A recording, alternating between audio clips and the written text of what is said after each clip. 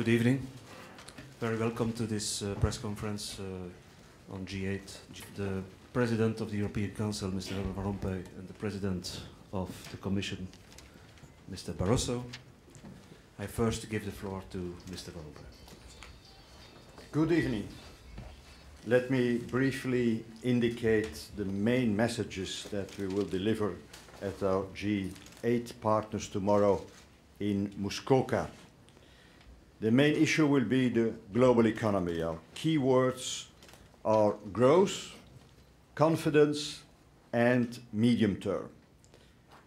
The global recovery is progressing better than previously anticipated, although at different speeds, and the growth outlook has improved.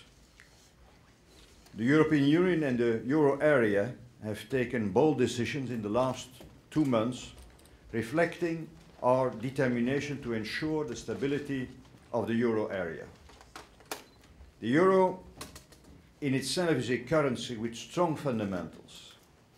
Balance of payments almost in equilibrium, and during 10 years, more than 10 years, a very low inflation rate.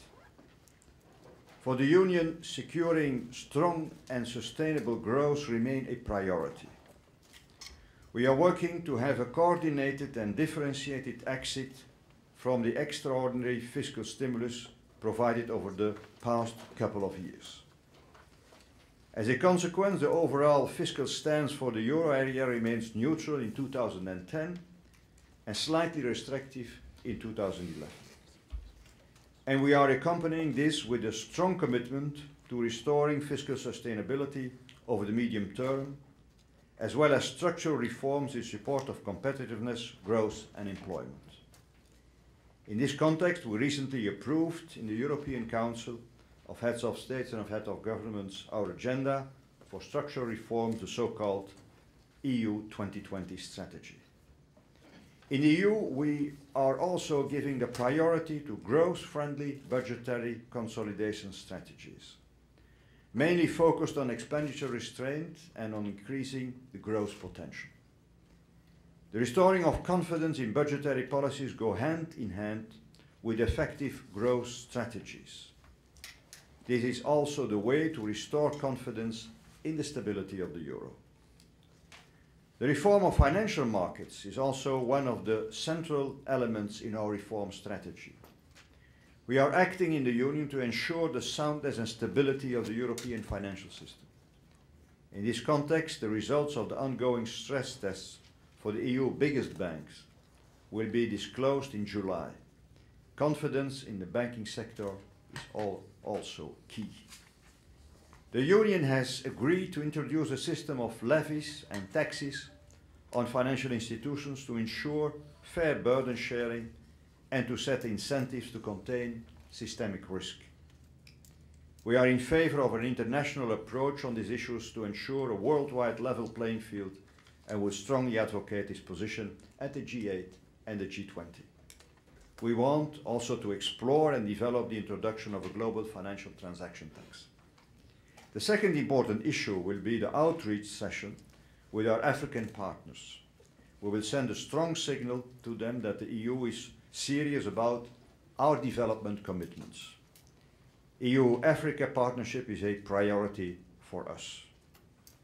I will insist particularly on the Union's commitment to peace and security in Africa. We will continue to support African efforts with three concrete actions: capacity building, cooperation to fight security threats, in particular terrorism, and disarmament of small and light weapons. During the G8 dinner, we will discuss a third key item, global governance. I have made this a priority for the post-Lisbon period and have also scheduled the first ever European Council dedicated to this strategic issue for September. We need a collective reflection on the Union's relations with strategic partners, how to engage better and how to engage more on different levels, bilaterally, multilaterally, collectively. My view, our strategic partnerships have to be based on a balance of mutual advantages and commitments. Benefits from the networks of globalization must be accompanied by a sense of responsible ownership and an investment into their functioning. It cannot be that some countries are benefiting of international trade, but at the same time rules on investment and intellectual property are manipulated. And finally, we will have a morning session on Saturday devoted to international security issues. I will inform our G8 partners about our deep concerns related to Iran's nuclear program and about the guidance the European Council gave to the foreign ministers on additional measures against Iran. We will also talk about the EU's position in the Middle East, in particular in the situation in Gaza and the situation in Afghanistan and Pakistan. We expect to take position on developments in the Korean Peninsula. Well, that's our program for tomorrow and the day after tomorrow. Thank you. Mr. Barroso?